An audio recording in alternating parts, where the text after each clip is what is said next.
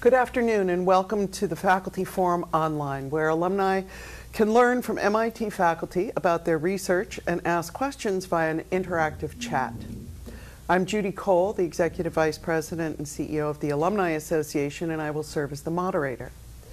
In order to participate, you need to input a username and location and then type your question at the bottom of your screen. We will do our best to answer as many questions as possible, but we probably won't be able to get to all of them. Our guest today is MIT alumnus Josh Winn. He was undergraduate 94, SM 94, and PhD in 2001. He's an associate professor of physics at MIT, and our theme today is exploring the strange new world of exoplanets. So Josh, if you could just start by giving us a little bit of a framework to understand the scope of your work and today's topic. Sure. Well, the first thing to know is what is an exoplanet as opposed to just a planet. The exo means that it orbits a star other than the sun, a distant star. And this is a field that really only got going in the early to mid 1990s, when we first had the technology that was sensitive enough to detect planets around distant stars. So you've been in on the ground level since you were an undergraduate studying it then. Not exactly. I was probably dimly aware of these discoveries when I was an undergraduate here at MIT, but I only really began working on this subject after my PhD. Oh, okay. I was in a different area of astrophysics, and there was just so much excitement around this area of exoplanets that I made that switch. A lot of the interest in exoplanets, and certainly a lot of the public interest and the support, comes from the sense that this is a quest for other planets like the Earth, planets that might even have life on them. And in fact, there is genuine progress toward that quest. But what I was hoping to talk about more today is the other side of this field, that is, the planets that are very unlike the Earth in interesting and surprising ways, planets that we would not have expected to be there prior to the mid-1990s, and what we've learned from those planets about how solar systems form in general. So what are some examples of those of planets that are very different from the Earth? Well, first we have to remember what we were expecting, and then it'll be easier to understand why these new worlds are surprising. So what we were expecting, for lack of any better knowledge, was that other solar systems would be like our own. And there are three big patterns in our solar system. All of the planetary orbits are nearly circles as they go around the sun. Even though there's no law of physics that says they have to be, they are circles. They could be ellipses more generally, but they're really very close to circles. Another pattern is that all of those orbits are nearly in the same plane, like grooves in a single record. Even though, again, there's no law of physics that says they have to be. They could be tilted at large angles and they would still be stable, but in fact, they're all nearly in a plane. And then the third pattern has to do with what the planets are made of. All of the inner planets, Mercury, Venus, Earth, Mars, are small and mostly made of rock and iron. They're solid planets. And then if you go further out in the solar system, Jupiter, Saturn, Uranus, Neptune, those planets are mostly gaseous. They're mostly hydrogen and helium with just a little bit of solid material. So that's what we were expecting. If we found planets around other stars, they would have circular orbits. Those orbits would all be lined up and going the same way around the star. And by the way, that's the same way that the sun spins. So everything in the solar system is rotating and revolving the same way. And that the close-in planets would be small and rocky, and the distant planets would be large and mostly gaseous. And we now know of examples, counterexamples to all of those patterns, and that's what makes it fun and interesting. So for example, one of the very first things that was discovered in this field were giant gaseous planets like Jupiter, but that were not far away from their stars. They were extremely close to their stars in orbits that take only a few days to go around instead of 12 years like Jupiter takes to go around. So these are planets that are much closer even than Mercury is to the sun, but yet they're giant planets. We also know of planets whose orbital planes are strongly inclined or tilted relative to the equators, the rotational equators of the star. In fact, we have some cases where the planet is revolving in its orbit in exactly the opposite direction that the star is spinning, which again is very unlike planets that we have in the solar system. We have planets whose orbits are very far from circular, planets whose orbits are extremely elliptical, so that one end of its orbit, it's only a few times further away from the star than the star is in size. So if the star is like this, the planet might be over here. And on the other end of its orbit, it's all the way out to a more Earth-like distance. We have now planets that are intermediate in size between the small rocky planets like Earth and the larger gaseous planet like Saturn. We don't have any planets like that. Well, there's Neptune, but these planets are even in between Earth and Neptune in size. So we have no good understanding of what these planets are made of. They seem to be intermediate in size and in composition between the rocky planets and the gas giants. Those were not, we had no reason to think that they didn't exist, but nobody was really imagining them before we learned that they did exist. And some of my favorites, one of the most important things about the solar system, of course, is that there's only one sun. But we now know of other planets that go around two suns. The stars go around each other in a tight little orbit, and then you have a planetary system that's going around both stars at the same time. Fascinating. So these are some of these strange new worlds. Yeah. Okay, thank you, Josh. Questions are coming in, so let me start asking some of them. How do astronomers find and study exoplanets? That's a good question, and I didn't talk about how we find these yet.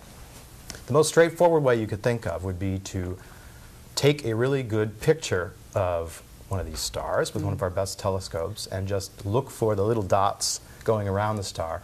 That method almost never works.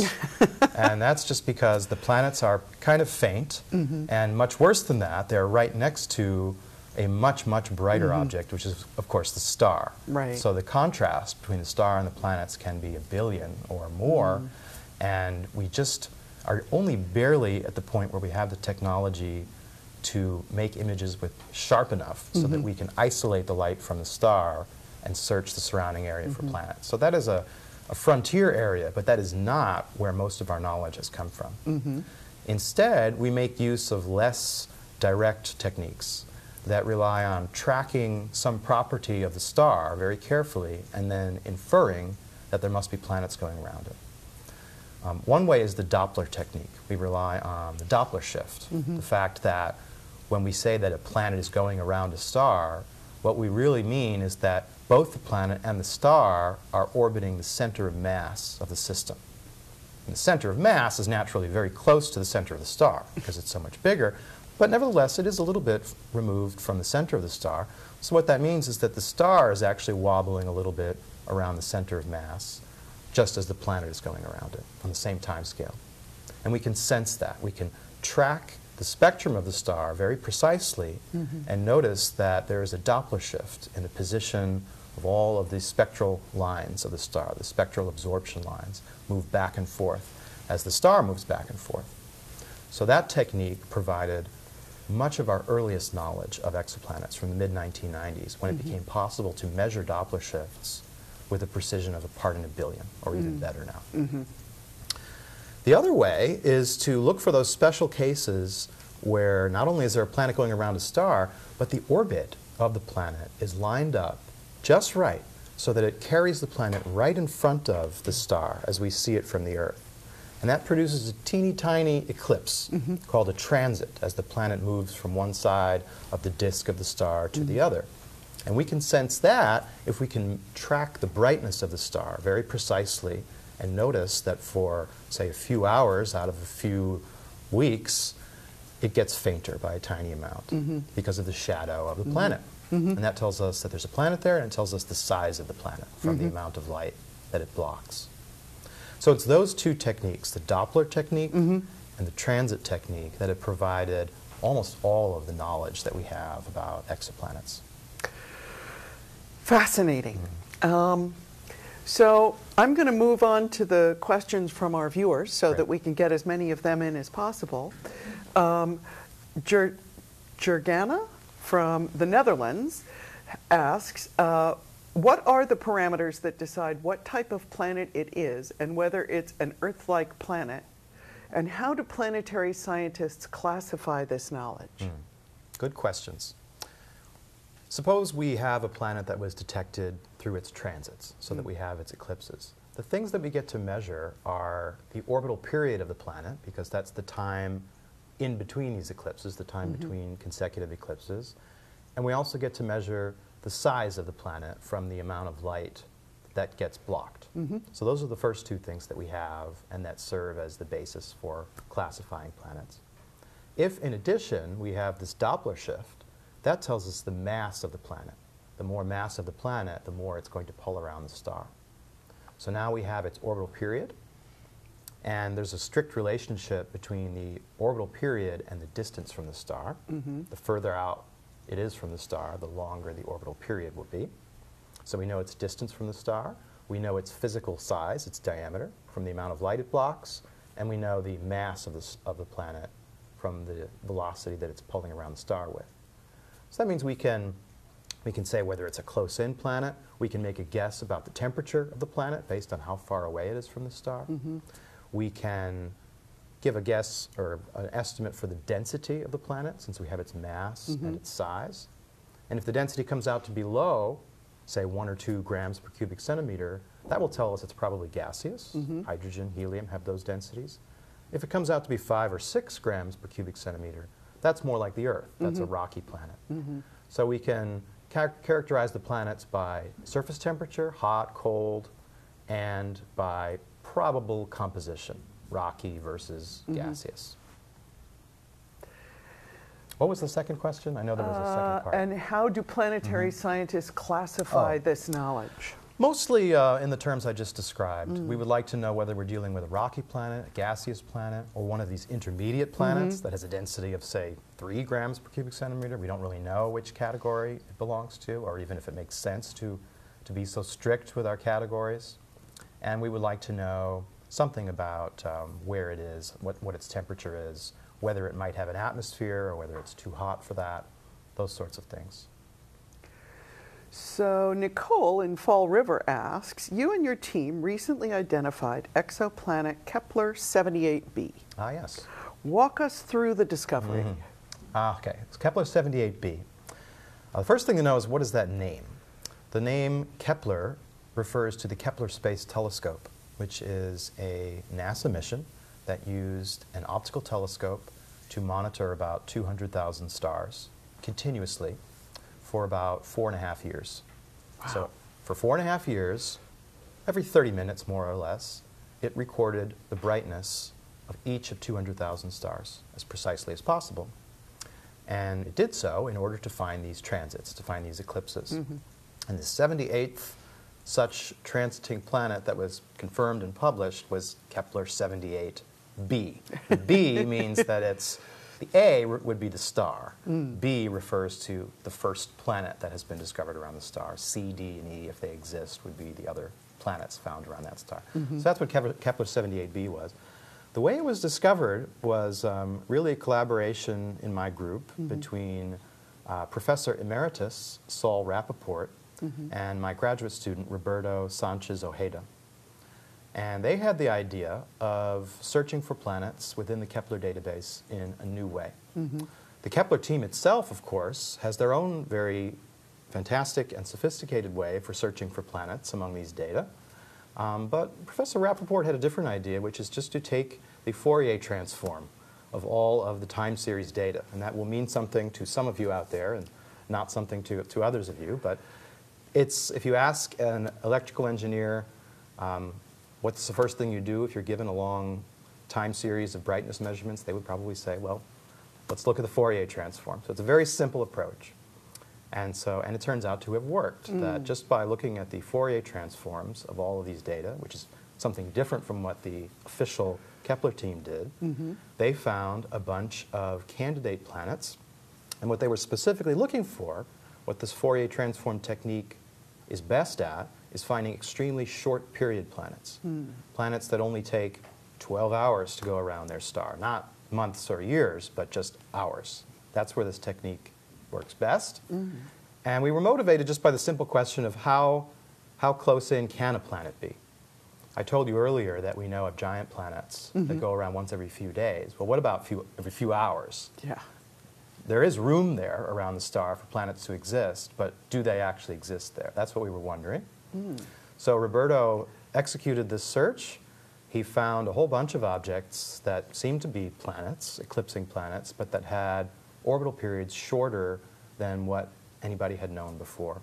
And Kepler-78 was of all the 100 or so that he uncovered, it was the easiest one to study because it happened to have the brightest star of all the ones in his little collection. And so that's the one that we investigated first. So when the orbit is closer to the star, at some point, isn't the planet going to either get sucked into the star or burn up? Yes. Well, if it had an orbit of just, say, 2 hours or so, I think it would actually be touching the outer atmosphere of the star and would certainly be incinerated very quickly. But longer than that, in a 4-hour orbit, a 5-hour orbit, it actually could be stable.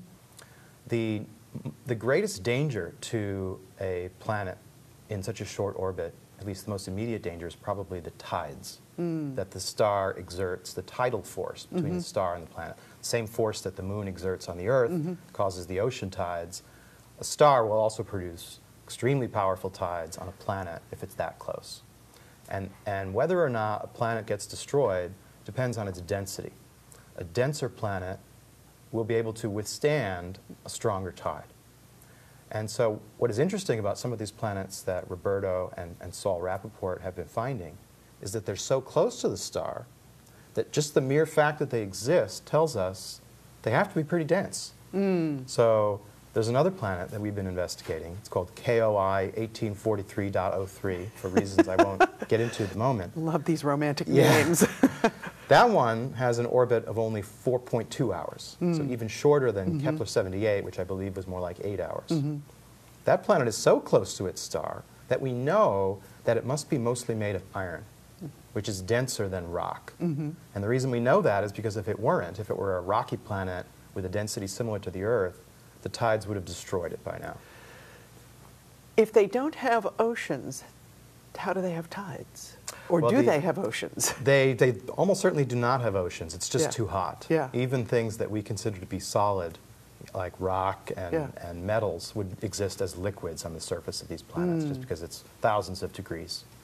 So the word tides, though, more generally just refers to the gravity from one body distorting another body that's placed some distance away. It's descriptive of the force. Of the force, that's right. On the Earth, the most visible manifestation of that are the ocean tides. Yeah. But it can also just churn the inside of a planet that's completely dry. All right, I should get back to our viewers' questions. Joseph in Colorado asks, your team developed Kepler's successor, TESS, the Transiting Exoplanet Survey Satellite. How does the new satellite differ from Kepler, and what kinds of new technologies will be at work with TESS? Great question, and a very well-informed listener. So, Kepler is great. I can't say enough good things about Kepler. But there is one frustrating thing about it, which is that we often find these great objects, like KOI 1843.03, and we learn one or two things from them, but then we get stuck. And the reason we get stuck is that, for practical reasons, Kepler was looking at relatively faint stars. The team, for good reasons, decided to focus on a particular patch of sky. And in order to get 200,000 stars and make it an interesting survey, they had to look at some fairly faint stars in that region of the sky. And that means that the stars are just harder to study. Even with our largest telescopes, it's hard to get great data and take the next few steps, investigate the atmosphere of the planet, measure the mass of the planet by tracking the spectrum of the star. All of those things are difficult, bordering on impossible for most of the Kepler planets. So TESS will try to remedy that by doing a transit survey, looking for transiting planets, but over the whole sky, and choosing the brightest, most favorable stars on the sky for the search. So it will be a much wider field version of the Kepler mission. There was a big trade-off, though, in order to do that. There was a good reason why Kepler did what it did, and that's the following. If you really want to find Earth-like planets, planets the same size as the Earth and in the same kind of orbit as the Earth, that orbit is going to take about a year to go around if it's around a star like the Sun. And that means that you need to stare at each star for at least a few years, and preferably even more, so that you can see repeats of these transits and be sure you know what orbit it's in. Well, we couldn't think of a way to do that in a cost-effective way anyways over the whole sky. We don't know how to monitor all the stars on the sky for 4 or 5 years within the limits of a normal NASA mission. So the big trade-off is that we're not going to do that. We're more or less giving up on finding truly Earth-like planets. Instead, we're going to clean up on all of the low-hanging fruit, all of the close-in, short-period planets, which we now know exist in great abundance and are telling us lots of interesting things. So for TESS, Transiting Exoplanet Survey Satellite, each star in the sky will only be observed for a month or up to a year, depending on exactly where it is on the sky. But we'll still find tons of planets. We'll be able to study them in much greater detail because the stars are nearer to the Earth and brighter. And we probably will find planets that are, quote unquote, in the habitable zone, meaning that they have a surface temperature that's amenable to liquid water. That's what we mean by a planet being in the habitable zone. We will find such planets with TESS. It's just they're not going to be around sun-like stars. They're going to be around stars that are much cooler, smaller, and fainter, so that the habitable zone occurs very close to the star, where TESS will still be able to find planets. Why are you so sure of that? Well, we're not sure of that. Those are the mission goals. Yeah, I see. Is to scour all of the few 100,000 nearest, brightest stars for planets.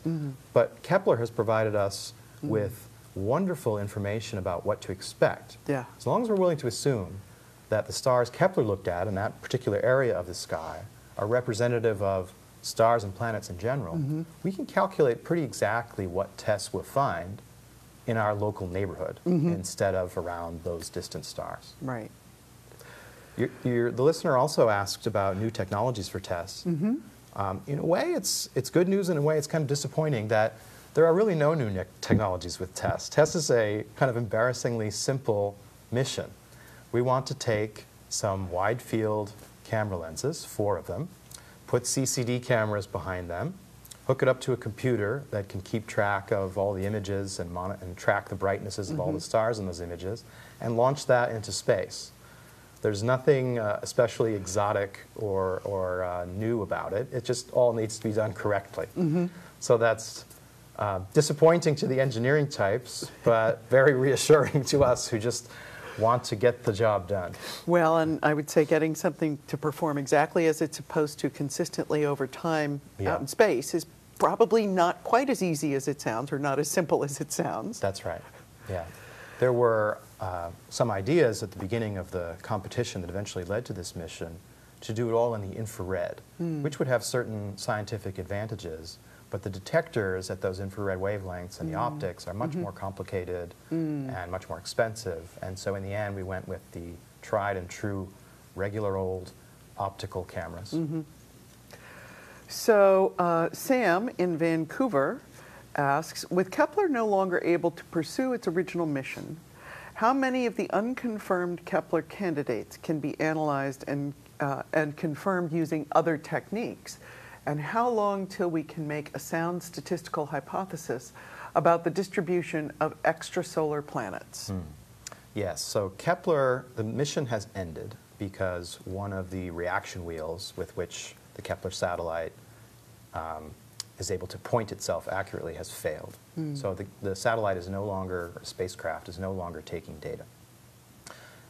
It may actually come back to life in a new mission starting sometime very soon. But let me get to the actual question, which is what do we do with all of these candidates that Kepler has found?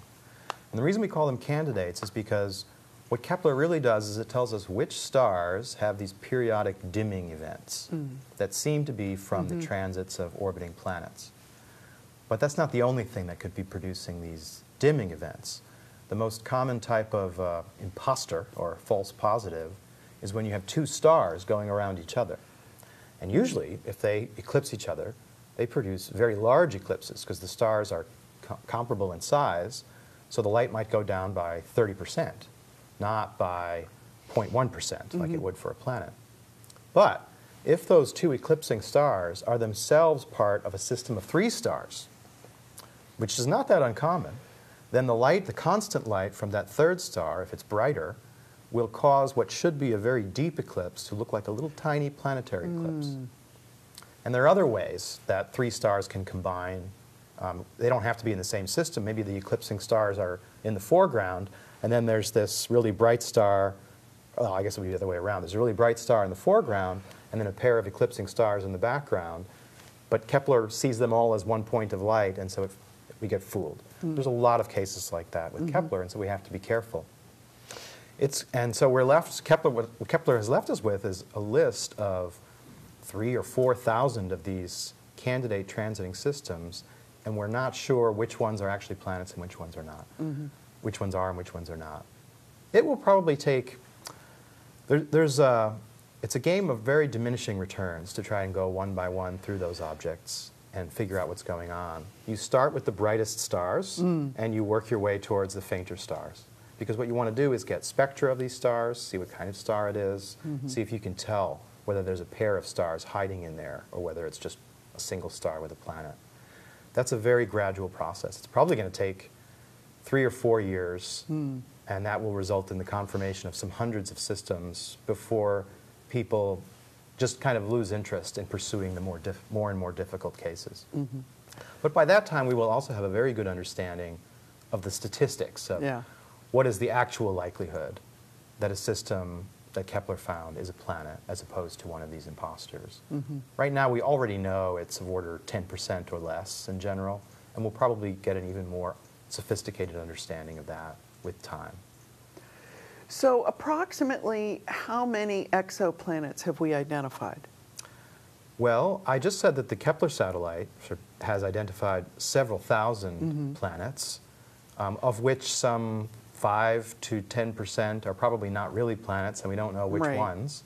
So that's one measure, and that's been the largest number of planets that any mission has detected. So in some sense, we have thousands of exoplanets.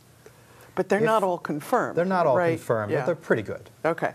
If you then are very strict and say, well, which ones have been confirmed with something like 99.99% probability, probably the number is more like close to 1,000. And what's the closest one? The closest one to the Earth? Yeah. Well, I think it was about a year ago that a team in Geneva announced the discovery of a planet around one of the stars in the Alpha Centauri system, Alpha Centauri b, which is the nearest star system to Earth. So that's about 4 light years away, and that's as close as it gets. Yeah. I mean, that's I guess the only one, neighbor. The literally closest star to the Earth is Proxima Centauri, one of the other stars in the Alpha Centauri system, but it's only a tiny bit closer than Alpha Centauri b. So if that planet really does exist, and it's not completely clear, it's not the most stunning planetary signal we've seen, but there does seem to be something going on there, then that would be the closest one. What measurements allow us to determine the composition of these distant exoplanets, even gaseous versus solid? The best handle we have on what a planet is made of are for the transiting planets, where we can measure both its size and its mass. Because then we can just take the mass and divide by the volume to get a mean density averaged over the whole planet. And that's our first indication of what it's made of. If it comes out really low, it's probably gas. If it comes out really high, it's probably rock and iron, like the Earth. I wish we had more. I wish we could say not only what is the mean density, but how does the density vary with depth? We know as we go deeper into the Earth, it gets a little bit denser than at the surface. That's even more the case for Jupiter and Saturn, but we have no way of directly making those measurements. The only other clue we have is that in some cases, we can learn a little bit about the atmosphere of a planet. And the way that works is, again, using transits. We take a spectrum of the star when there's no planet in front. We then take a spectrum of the star when the planet is projected right in front of it. And at that time, a little bit of the starlight gets filtered through the planet's outer atmosphere on its way to us. And so if we look at the difference between those two spectra, in some cases we can see differences, and we attribute them to the planet's atmosphere. And in that way, things like water vapor, methane, carbon monoxide have been detected in the atmospheres of some of the most easily studied planets. Fascinating.